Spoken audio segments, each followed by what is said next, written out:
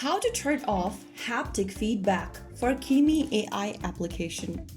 Hi everyone, welcome back to Wake&Tech, and in this video we are gonna learn how to turn off that vibration every time you tap or interact with Kimi AI app. So without wasting much of our time, let's get started. First of all, launch open your Kimi AI application on your smartphone or your tablets and make sure that you're logged in.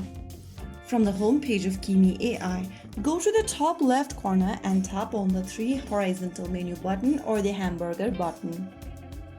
Soon after you do that, you'll end up in this expanded menu where you'll need to tap on your name or your username at the top.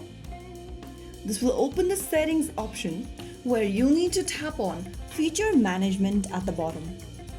Now on the next page, toggle off the button right next to vibration feedback.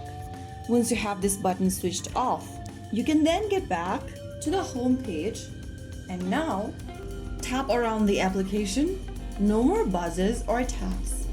Now you can enjoy a smoother, quieter Kimi AI experience, just clean, focused interactions without that tiny tremor every tap. If you found the video helpful, don't forget to like, share and subscribe to our channel. I will be back again in the next video. Stay tuned till then.